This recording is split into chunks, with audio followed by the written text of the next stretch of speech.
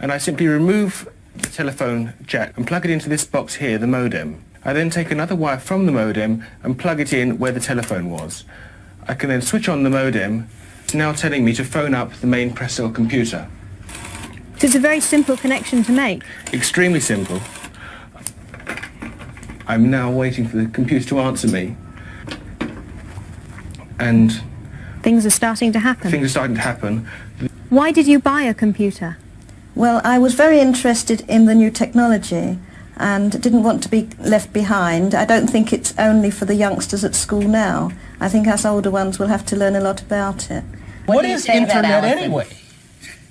Internet is that massive computer network, the one that's becoming really big now.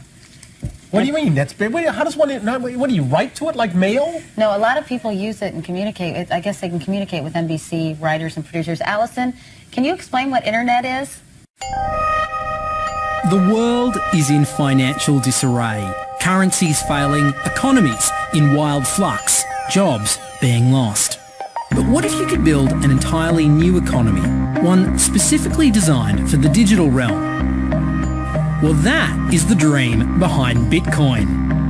Bitcoin, for those of you who don't know, is an electronic online currency that was created in 2009. It was made by someone who did it under the pseudonym Satoshi Nakamoto. Like any economy, you don't want too much too fast because then the value of your currency drops, or so slow that your economy grounds to a halt. It's designed to be a self-stabilizing economy. Whether it actually is that way though, well, that is a little bit more complicated. Because some people have said, hey, Bitcoin is the answer to those problems. Are you a believer? Well, Bitcoin is exciting because it shows how cheap it can be. Bitcoin is better than currency in that you don't have to be physically in the same place, and of course for large transactions currency can get pretty inconvenient. And what is Bitcoin? Bitcoin is a currency on the internet. I sent 100 euros worth of Bitcoin from here in Tokyo directly to you guys through this camera, through the network, through the TV, right into your home. If I had tried to do that, send you the money with a traditional bank, it would have taken several days and probably cost 30 euros. I just did it right now with Bitcoin instantly, basically for free, and didn't have to ask anybody for permission. I didn't need a bank, I didn't need a government, I didn't need anybody. I just needed myself and you and our smartphones to do it. That's the power of Bitcoin. Wall Street is fraud, America is fraud, the world is fraud, banks are fraud, central banks are fraud. We live in an era of fraud. It's all based on fraud, and they get a percentage of the fraud. That's the business model.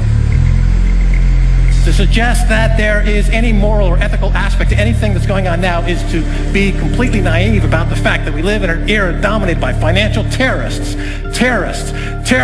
jihadis of banking. They're here to kill you and themselves. They believe in an ideology, not the Quran, but Adam Smith, that they completely misread and interpret as something to justify their blowing themselves up. Janet Yellen's a terrorist! Mario Draghi's a terrorist! The Central Bank of Japan is a terrorist! These are the real terrorists! Funds received. This community is switching to what they think is a better monetary system. A system in which banks are no longer needed because payments could be made directly from one person to another. Bitcoin is fundamentally different because in Bitcoin, you don't owe anyone anything and no one owes you anything. It is not a system based on debt. It is a system based on ownership. And no one can censor it, no one can seize it, no one can freeze it. It's November the 2nd, 2008, just 6 weeks after the Lehman Brothers collapse. And all over the world, there are panicked debates about how to save the banks. Then, on a little visited web forum for cryptographers, a document appears in which a completely new monetary system is proposed. The visionary author calls himself Satoshi Nakamoto. These were the darkest days of the financial crisis. So that to me suggests a very clever mind that saw an opportunity, the perfect opportunity to introduce a new radical technology and a new radical approach to money and finance at just the right moment when people would be very open to making this big shift that's required to adopt a new currency. What's exciting for me is like a global economy. Right now we say we have a global economy, but I can't take $1 and give it to you in the Netherlands and then you know what to do with it, right? You would have to go and change it to your native currency. And when you kind of eliminate that step, and I can just send you one form of payment and you can send me a product in a matter of seconds, that starts to change things from a global perspective. How could this digital coin invented by this Satoshi Nakamoto become hundreds of times more valuable than the dollar? And why do enthusiasts like Roger Fear want the world to switch to bitcoins? I'm giving every single person here 1,000 yen worth of bitcoins, which is like $8 and something cents. Back in the early days, you know, I'd get phone calls from my buddies, oh, hey man, I lost 10,000 bitcoins because my computer blew up, right? Back then, one bitcoin was less than a penny, right? So nobody cared. They lost $10. They don't care, right? And now 10,000 bitcoins, that's, you know, $5 million. That's a big deal, right?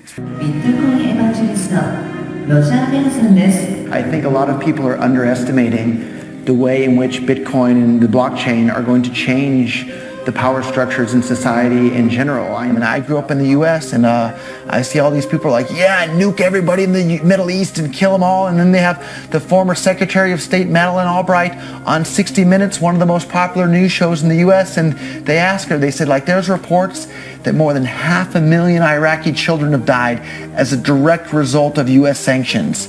And she looks back at her with a straight face and she goes, it was a really tough decision, but I think that it was worth it. Worth murdering 500,000 kids because of what the government did? And I apologize for crying, but it just disgusts me from my core when I see government people murdering people around the world. It's not just theoretical. These are real people with real lives. And it's real people, and Bitcoin has the power to undermine everything they're doing to people around the world. And I'm sorry for shouting, but it just disgusts me what these people in government do. And they do it through central banking and through the control of the money supply, and Bitcoin takes that away from them.